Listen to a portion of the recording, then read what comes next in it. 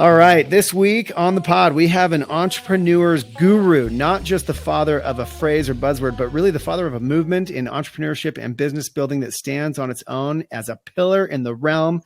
CEO of Gazelles, along with a few other organizations simultaneously on many boards as well. Author of 6 books, many bestsellers, winning international awards, including the best business decisions ever made, mastering the Rockefeller habits and scaling up. The latter of which is an entire library of material that's been generated from coaching and business consultancy to the Scaling Up podcast itself. Mastering the Rockefeller habits has been translated into at least 9 languages now, celebrated across the world as he continues to coach, advise, invest, and speak all over the world all the time, yet has found time to sit down with us today to talk about saving you 25 years or some chunk of it, hopefully, with his wisdom on the topic at hand. You never know until you ask. On top of all that, he plays tennis and piano and even does magic. I mean, he really does magic. As a father of 3, we welcome to the podcast, Mr. Verne Harnish. Hey, Shawn. Good to be on. By the way, father of 4 now. So, 4. I apologize. The youngest always feels he gets ignored. Oh, man, I messed up. Don't worry. Father of 4, yeah, exactly. Which is magic in itself. It is, for sure. As you have 4. So, That's right. No one's ever complained about having too many children at the end of their lives. So, I like enjoy that. on. I like that. So, Verne, this is, humbling to have you on. I mean, so great to learn from you. And when you heard the topic, you never know until you ask. What was the first thing that came to your mind? So our story was a riches to rags story. My dad had built a huge company, and then we lost it all in the '73 recession. Wow. And there's nothing like waking you up having literally no money. So I go to college, and I had read that Dale Carnegie, who, by the way, is the wealthiest guy ever, even ahead of Elon Musk in today's dollars, had been poor. And he said the most important decision is where you live. Live in a neighborhood where you can meet other important people. So I get this job just to help put myself through college. And I heard that the chairman of the company lived in the right neighborhood and had this beautiful palace. So literally the second day on the job, I see him in the hallway, Don Simpson, Chairman Simpson. I go, Mr. Simpson, Verne Harnish, I'm your new engineer. I'm a freshman in college. And I said, I hear you live in a beautiful neighborhood. Yeah. And I go, is there a chance I could live with you? And he's like, all right, where did this come from, kid? And I tell him the Dale Carnegie story. And I think he was impressed that I knew that. And, I grew up with all that stuff around my dad. And I learned to repair appliances in high school. And he said, and I told him, and I can repair appliances. Seriously. I can fix your I can't. washing machine. So, yeah, precisely. So he said, well, let me go ask my wife, Jerry. He literally comes back the next couple of days and said, now you can really repair appliances. I go, yeah. She said, she thinks it's a good idea. Oh my heck. And now we can't let you do it for free. We're going to charge you $50 a month. But Shawn, what I didn't realize is they had just made a decision. I got the job over the summer before starting. And they had decided to be snowbirds and live in Naples, Florida all winter. So he thought it would be particularly good to have somebody in their palace who could repair anything if it needed. So I had the place to myself all through college. And sure enough, he introduced me to all the power structure. Got to know Charlie Koch, treasurer of one of his foundations, the Garvey the co-founders of Pizza Hut, on and on and on, that continued to serve me well later on. So that was the first time. And that's right. Wichita is this strange hub of activity, though, by the way. Yeah. I have a close friend here in town who made his fortune out of Wichita. Is that what we're talking about, right? It is, for sure. Yeah, Boeing, Beach, Cessna, Gates, Learjet, all, huge hub for aviation. And there's nothing else to do there, Shawn, but launch companies. Rena Center, Tom Devlin, again, so much entrepreneurial wealth. Did you know Doug Glendenning by chance from Longhorn Steakhouse? No, I didn't know him, but I knew Jamie Coulter, who was the largest pizza franchisee for the Carney brothers, and he'd introduced. Yeah. I know the name, but I never met him. Okay, Yeah. all right, But cool. yeah, so that was the first time that I applied this, Steve Jobs idea. When Steve was 12, he called up Bill Hewitt, and it's probably in your book, and said, "Hey, I need some parts." And that led to Bill bringing him on as an intern at 13. And the rest is history. And Steve always said, Wow. You've got to ask for help. Yeah, I love that. So you literally, you're a entry level employee, and ask the chairman of the board if you can live with him to get into the neighborhood. That's right. The right neighborhood. I don't want to live in the dorms. Holy cow. That is, so I mean, you can just drop the mic right there. That's like having the guts to make an ask like that. God, I can't even imagine how awkward that must have felt, and how much bold. Did that occur to you? Like, did you gear up for that moment to make that ask, or was it impulsive? Like, how did that come to be? I mean, that is a big move. Shawn, you're taking me back 40 some years. I cannot remember. I just knew the story, and I knew when I came to Wichita, and I couldn't really afford to, I'm paying my way through school, which is why I had to get a full-time job. And, when you don't have any money, you're willing to be bold, I think. You were also, something I talk about in the book, and this is going to, I don't know any other way to say it. And by the way, that's why I like scaling up your book and books, is that you put things in the vernacular and keep them really down to earth. And, it's not written in a way that's intimidating. I think that it's meant to like be understood. Right. Anyway, one of the things I talk about, and my editors wanted to change it, but whatever, I wouldn't. You have to be dumb enough, like at that age, you were probably dumb enough that you didn't necessarily see some of the ramifications, or even just feel, some of the social or even professional awkwardness that you might have later in your career, when you developed a little bit more like spatial awareness for like what a chairman was, what a CEO, you know what I mean? Like, you might've been just dumb enough to be willing to ask something as bold as that at that age, Well, that sets up my next story. But as the song goes, I was young, dumb, and broke. And you're absolutely right. When you're young, dumb, and broke, I think you're too dumb to be scared. And, it was something actually came to me recently as I'm working on some of the new projects that I mentioned to you, that I had to kind of have a talk with myself. When did I lose this willingness to go ask for help and humble yourself to be willing to take the no's that are obviously going to come?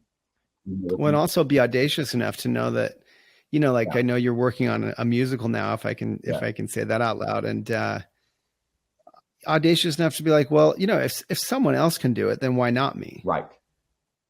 Just because I haven't done a musical, just because I haven't built a furniture company before, whatever it might, like a consultancy, an international consultancy. You're like, well, someone's done it, and are they that much more intelligent? So I too have tried to at times challenge myself to stay dumb, to stay naive, to be audacious enough to just like, well, why not? Yes. And we lose that. So that sets up the next story. So I'm there at Wichita State, and I decide, encouraged by others, to build the world's largest entrepreneur organization. And I had read that the guy who helped Steve Jobs really launch Apple was Regis McKenna. Regis was the marketing guru of Silicon Valley at the time. He had helped Intel, Genentech, and he was with Steve Jobs pre-product. And so I just cold called. This is way before internet and email. I just cold called Regis McKenna's office, got a hold of him, and you got to have a good elevator pitch when you're going to ask people for help. And I said, look, I want to build the world's largest entrepreneur organization. Would you help me? You're working with Steve. And Shawn, he said, yes. He still kids me. I was his only free client he ever had in the history of his firm. By the way, an initial engagement was normally $80,000. And he assigned me a young man, Rich Moran, who went on to be quite an luminary in Silicon Valley, well known still today, book author, venture capitalist, all that. He said, all right, I'm going to teach you what I taught Steve Jobs. And he sent out this manual like this thick. If I still had that and could have NFT'd it, I would probably, not be sitting here as well. And he said, all right, I'm going to ask you the question that ended up Bill Gates said was the best question he had ever been asked. And it was a question that Steve Jobs used and I've used since, even when putting this musical together and other projects. And that question is, who are the top 25 people that can help you get whatever it is you need done? The relationships, the influencers. And when Bill Gates was asked the question, he did like one of these, like, why didn't I put the European Union officials on my list, which caused him all kinds of angst? So anyway, and so I took out a piece of paper and he said, the bigger the names, the faster you will scale. So again, being young, dumb, and broke, 1983, I wrote down President Ronald Reagan. I'm going to get the president of the United States to help me. I want him to be the first president to use the word entrepreneur. No other president had ever done that. Shawn, I did, got invited to the White House, which is another story. And then I wrote down Steve Jobs. I wrote down Michael Dell. I wrote down Inc. magazine. I wrote down Venture magazine and 20 more names. And all we did was spend an hour. It's still my marketing meeting, 10 a.m. every Monday, Eastern time. We took an hour every week to figure out, all right, how are we going to get to that person and get them to help us? And I remember Arthur Lipper I found out he was the owner of Venture magazine. And I found out he was giving a speech in Dallas. So I hopped into my 81 Pontiac and drove 6 hours south, wore the best suit I could, sat in the front row, trying to look interesting and nodding my head. And when he was done, I walked up to him like I did Don Simpson and said, hey, this is what I want to do. I could use your help. And I'd been coached by Regis to do something that really has paid dividends since. And obviously, they don't want to hear you talk. They want to talk about their favorite topic, them, and that you got to give before you receive. And so I said, Mr. Lipper, if you were me, you were my age, and you wanted to do this, what would you do? And he just started riffing, Shawn, and I had a yellow notepad and I just started taking notes. And I remember I still have that yellow notepad. It's like 23 things he said would be key if he was going to build the world's largest entrepreneur organization. This time it was young entrepreneurs. And then I quickly wrote him a letter. And I said, look, Mr. Lipper, here's everything you said. I've already acted on 2 of them. Because nobody wants to help you if you don't act on what they say. And he didn't respond, but you don't let that get you down. A month later, I wrote him a follow-up letter, way before internet and all this stuff. And I said, Mr. Lipper, I've now looked at 5 more of the things on your list. I've done 2 of them. I figured out 2 of them just won't work. And I think he appreciated that I pushed back on some of the help that he was, suggesting. And that was it. I had him hook, line, and sinker. And he gave us free ads in the magazine, and and he's still a dear friend of mine, 40 years later, living just outside of San Diego. So, and then, I love how all these topics like overlap. The first chapter in the little 25 micro chapters is just do something, and it's followed by just do the next thing. And I think the thing that I talk about divides entrepreneurs from really every other human who has ideas is that proclivity to actually do things. Like plenty of people can talk about their ideas, plenty of people can even think deeply about them. But it ties back through all the way the first principle to what you're describing, in this very, I guess, intentional way that you went about building your organization. Yeah, very much so. So it was Regis then that reinforced the importance of making the list of people that can help you, and the bigger the names, and then teaching me how to work the list and how to get to those people and how to get them to help. Now, what I wish I had, which I've shared with a lot of audiences, is Google Alerts back then. And to me, that's the most powerful tool, which is once you make the list, put their names, and first of all, call. So I wanted to get Jack Welch's help in building our corporate university. I mean, here he had Crotonville. He was the big guy. So the first thing you got to do is find out who their assistant is. And it was Roseanne Badowski. And you got to call and build a relationship with their EA. And you got to treat them with total respect. And then whenever I read anything about Jack, back then I had to send a letter. But and then eventually got email, and I got to send the email to Roseanne, but I always kept her in the loop. She's the one that eventually got me the meeting with Jack Welch. And we got them the invitation to Crotonville, which outsiders aren't normally allowed in order then to learn how they put their corporate university together. But those were a couple of the additional things, is get to know the gatekeepers of the people whose help you want, and treat them with absolute respect.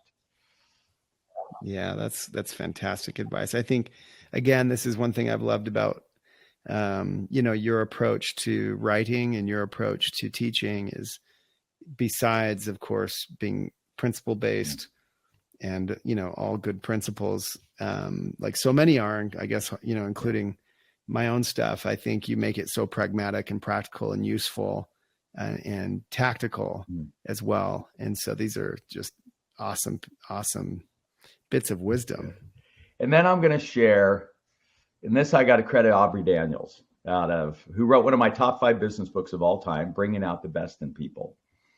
And he shared with me a question that is the best question, Shawn, I ever learned as a parent, and the best question I've ever learned as a leader of people. And it goes like this, and I'll show its application to our topic here. So I mentioned my daughter's in music theater, and she lands this major part. So I had a chance to fly in, and I'll fly into St. Louis, take her out to dinner just to celebrate. And the old dad would go, "Sweetheart, this is amazing, fantastic." Then I would use the 2 worst words in the English language. "And I know. And I know you did it through a lot of hard work and perseverance and dedication to your craft," because I've seen her. And she would just be rolling her eyes. It's like, "Dad, you're gone. You're not even here. How do you know?" She's not going to say any of that because she loves her dad, and I love her. But that's what's going on. And we do the same thing in our company. "Hey, we said we're going to do this. We did this. Team, congratulations. And I know you did it through a lot of hard work, teamwork, perseverance, late nights." And they're just going to be rolling their eyes. The employees are thinking, "Shawn, there's no way you know what's going on. You're not here." And it was not teamwork. It was me hauling this organization up the S curve at 2:00 in the morning, kind of thing. So it was Aubrey Daniels that shared with me this question that served me well, and I'll then apply it. "Sweetheart, this is unbelievable. Congratulations on landing that major part. How did you do it?" Or some version of that question. And she tells me, "Well, Dad, I'm at this coffee shop, and there's this woman I overhear from Los Angeles shooting this program, this Netflix kind of piece. And I just go up to her and I say, 'Hey, I'm Jade. And and she did literally, "Do you need any help with that show?" And the woman looked at her, she's 20, like, "Who are you?" Find out they've got a connection at Webster. Long story short, hired her to be her PA, making $800 a day. Just had her now join a commercial shoot they just did out in Lake of the Ozarks. Because I've taught my kids the importance of asking for help. So let's speed forward. This February, I'm in Australia, and Naomi Simpson is hosting this dinner, and she decides she's going to sit me next to this really famous guy in Australia. And I often say, if anybody feels awkward socially, and I do, I'm an introvert, I'd rather just grab a book and be by myself and read. So I got to really push myself. So she sits me at dinner with this guy, multi-billionaire, not that that matters, but and what I've learned is all I have to do is find out like one thing they've had recently that's a success. You can Google it. I go, Naomi, anything you can share? Yeah, they just did a successful acquisition. That's all I need. We introduce ourselves. Hey, I heard you just completed this acquisition. Tell me, how did you pull it off? And then every few minutes, and how'd you figure that out? And then how did you do that? And how did you know, sweetheart, to say this? And he talked his favorite topic for 19 minutes, as did Jay, describing how she landed that part. And you would have thought we were besties at the end of that dinner. He then came and stayed the whole 2 days for my event, where they just thought he'd show up and leave. So with Google Alerts, I wanted to get to Greg Brenneman. He was on my list of who I want to have help me. And so I got to know his assistant, and I just put his name in Google Alerts. And now Google does all the work for me. And by the way, you want to do that with all of the people you want to stay in touch with. That way it gives you a reason to email them and honor them, give something to them, attention. And so I finally found out, I learned that Greg had won a significant award in Kansas. Somehow or another, I'd not connected that he was born and raised just down the road from Wichita that you and I were just talking about. So I reached out to him. Hey, Greg, congratulations on winning this award a second time. I had won kind of a significant award in Kansas. And we got chatting about, and that was it. Now we're the closest of friends through that. And I'll still email him. There was an article about him mentioned by one of his former kind of young women he'd mentored.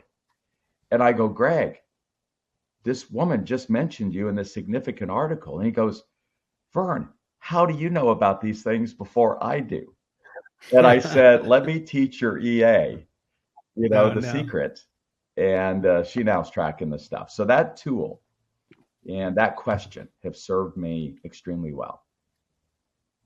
Yeah, that's brilliant. Holy cow. How did you do that? Yeah, turning it from the I know to the inquisitive. That's see again, such a brilliant tactical and strategic, but tactical, useful piece of information from Verne Harnish. This is like, I feel like you have this unique ability, Verne, to make things so actionable. I can't imagine almost anyone listening to this because, this isn't just this, hopefully. Yeah. Let me save you 25 years. I've tried to write it in a way and present it in a way. Like I went back and I read it, 15 different times, trying to read it as even like a Lovesac employee might read it as any employee anywhere, like not just obviously as an entrepreneur, obviously as a business person or startup kind of that comes out naturally because it's a startup story. But I tried to make it accessible and useful to anyone, and these principles accessible and useful to anyone. And so I really appreciate what you're sharing. These are fantastic. Well, and thank you, Shawn. I appreciate that. And what it reminded me of, again, I got to give credit to Aubrey Daniels. There's hardly anything that I teach that I didn't learn from someone else. So I just want to emphasize that. Mm-hmm. But I actually learned that question from Aubrey because my first son, he was one. I don't know about you, Shawn, with your 4 kids, but he was a screamer. We would go out to dinner, and he would sit there and scream at top of his lungs in the restaurant. Oh, man. And so I literally called Aubrey Daniels, bringing out the best in people, the top human behaviorist. Said, Aubrey, I need your help. You got to help us fix this. So he sent one of his guys to go have dinner with us. and he saw what we were doing wrong. We were reinforcing the very behavior that we didn't want. And it was one dinner that we were able to get that corrected. And you want to talk about saving 25 years of angst within the next 3 kids. Just saying, whatever you're facing, there's somebody out there that's smarter than you are, more connected than you are. And your job's just to get to them and not try to figure it out yourself. Yeah, actually, it's probably one of the most glaring weaknesses in my own book is the focus on, I'll call it networking. I mean, it's an ugly word, relationship building. I touch on it, but it's a weakness of mine, as evidenced by the fact that, like we spoke of as we were just getting on about, YPO, EO, probably because I'm too prideful, probably for other reasons, who knows? I don't think I'm an introvert. I mean, I'm pretty certain I'm an extroverted person, but I've always, I've never had like a proper mentor. I've never sought those out. I've networked when I've needed to, obviously to raise money, who knows, find key employees, et cetera. But I feel like I always made books my mentor. Like I've read probably many of the same books that, you've read on your come up, all the, all the top authors, including yourself. I've tried to learn from and absorb and pirate, borrow their ideas and build them into my own frameworks. But I think that you have such a natural ability, obviously, in that realm, especially if you are, as you say, an introvert. It's interesting to me that ability to reach out, seek knowledge from others, seek input, seek help. I think that takes a tremendous amount of humility that often the ENFP, Jungian type that most entrepreneurs are naturally may not be naturally drawn toward, strangely. Well, I think you probably got more insight on that than I do, Shawn. Yeah, it sounds like just with what you studied and the like. But what it reminded me as you were sharing that was maybe an advanced look at this question.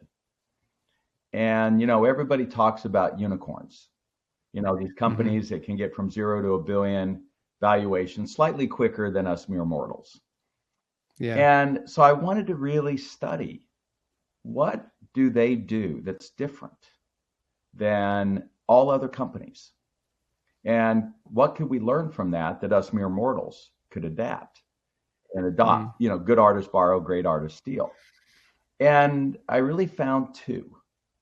One's not applicable to this conversation, but it just dawned on me as you were sharing that the other is. And that is, Jim Collins, you mentioned him, said, you got to get the right butts in the right seats. And that's critical. Yeah. But what the unicorns figured out is how to get the most people on their bus. In a way, how to get the most millions and billions to help them scale their business model. So if you look at Facebook, Meta, its valuation is really tied to users, 3 billion, 4 billion, 3 billion active. And I often remind my audiences, who put up all of those pages? Who updates all of those pages? And I often kid, many of our employees are probably helping Facebook or Meta's business more than they are ours, with all their Facebook posts and all of that. And what do they pay us? Nothing to help them do that. Amazon's business model is really, part of it's predicated on all the reviews. That's why it became the #1 search engine for products. Like I even if I know the manufacturer, I go right to Amazon first to see what my tribe is saying about that pool cue or whatever it is that I want to buy. And I remind people, what does Amazon pay everyone to do all of those reviews and help their business model? 0. Yeah. And if you look at every one of the unicorns, they have found a way to get millions and billions of people to help them for free, empowering their business model. And that's where I look at the sites like HeroX and others. One One of my favorite stories, Rob McCune. Rob had bought a gold mine. He's a YPO, bought a gold mine up in Vancouver. And he hired 15 of the best geologists money could buy and a guy to lead them. And Shawn, they couldn't find an ounce. So then he had an idea. Why don't I take that data and put it up on a website? He called it the Gold Challenge. And he said, any team in the world who thinks they can model this data in a way none of us had ever thought can win, in this case, $500,000 Canadian dollars. And within a couple of months, he had over 1,000 submissions from teams all over the. You want to talk about asking for help? I need the world to help me find that the challenge was 6 million ounces of gold. And 2 teams out of Australia, one was in Perth, one was in Sydney. They happened to meet at a client that they were both calling on. And one of them said to the other, hey, did you see this crazy guy out of Vancouver? He's got this gold challenge. Anyway, they teamed up, realized they had complementary insights into maybe a new way to find stuff in mines. And they found $6 billion worth of gold for that $500,000. And so Kaggle is a site. And you said a key thing. You have to be humble enough. The counter to that is you've got to set your ego aside. And on Kaggle, even Mayo Clinic had this really tough challenge they were wrestling with. And they got 65,000 really smart people, but they put it up there. It's owned by Google now. And within usually their 30-day challenges, like 2,000 teams had submitted solutions to this really complex challenge that they were wrestling with to win like $8,000. And so to me, what we have right now is this opportunity to take whatever challenge we have and put it out and ask for help from everyone in the world. And that is, I think, what differentiates those who want to save a lot of time and scale something significant. Wow. Yeah, that's interesting. I think that opportunity has never been available to any generation before. Yes. And I think that, understanding how to harness that and even dabbling in it, I think probably to your point, even being on the participating end of some of those challenges or even observing is probably a useful place to start if you're trying to figure out ways that you might harness big data, harness big creative, the types of things you're describing. That's really interesting. Yeah. So you never know until you ask. I mean, how's that for a spin on the topic, right? Like until you ask millions at a time. And ask GPT. In this case, let's ask Chat GPT for help. Yeah, Chat GPT. I mean, you can ask Chat GPT anything. Yeah. You never know until you ask. That's really good. I think, wow. So, man, we could talk forever, you and I. I know, Shawn. Okay. Well, by the way, I got to be on record. Thank you for all your support of conscious capitalism. And we always love sitting in your furniture at the events and all of that. And you've been supporter from the very beginning, almost. Yeah, we love the movement. I mean, look, conscious capitalism is another one of these principled books that it actually is one of the 3 required readings at Lovesac. We want all of our people understanding why we're doing what we're doing. And we absolutely intend to grow past 1 billion and more and all that. And that's an easy way to measure it, but it's only because we think that we can do it in a conscious way. Yes. And look, the trick is what I love about conscious capitalism is that it's capitalism. Yeah. Like capitalism has become a dirty word in so many circles for good reason, for lots of reasons. But I think when done consciously, it's the most powerful force, just like you described, like these contests. At the end of the day, those are capitalists. Yeah. They're driven by self-interest. People are chasing a prize. Now, obviously the prize isn't anywhere near what the upside may be to the person making the query. but I believe in self-interest, and I believe that that moves the needle. And even, by the way, if the self-interest is just people's own ego trying to be the solver of a really difficult question, that too is leveraging self-interest, which to me is kind of at the root of capitalism. What's my point? My point is that to be successful in a capitalistic environment that at the end of the day is competitive in nature and has all kinds of players out there, doing different things, ricocheting, competing directly, trying to overcome each other even, you still have to be very smart. You still have to employ these tactics, these strategies, these networking, the ability to, get the right people engaged on your behalf with you, supporting you. You have to raise money, you have to hire, you have to do all the things outlined in Scaling Up and the Rockefeller habits. And that's the tricky part, is that it's hard. It's a lot of things, right? And then to do it consciously, hopefully in a way that, doesn't destroy the environment, doesn't destroy the world, doesn't destroy people along the way. That's why I love that movement. It's because it's not just a feel good movement where, hey, can't we all just get along? But it still is rooted in capitalism. And so I think that my point is this principle we're talking about, you never know until you ask. That's a very entrepreneurial skill, ability, behavior, whatever you want to call it. Yeah. Well, and that's how we attract talent.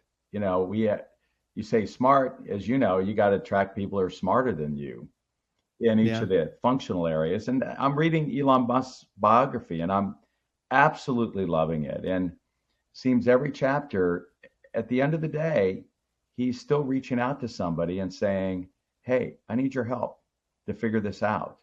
He was at the precipice many times. And he went and asked people to, what I love the most? I just finished the story. And that was the importance of never burning a bridge. He, essentially got pushed out of PayPal, in that ugly part of the story shared, but he never retaliated. And when he was down to his last dollar and Tesla was about to run out of money, he went back to those PayPal founders that were his partners. And they Peter Thiel put in 20 million. And he emphasized that if he had burnt those bridges, Tesla probably wouldn't be here, neither would SpaceX. And so never to burn a bridge with a human is, I think, part of the message in this, that we all need help.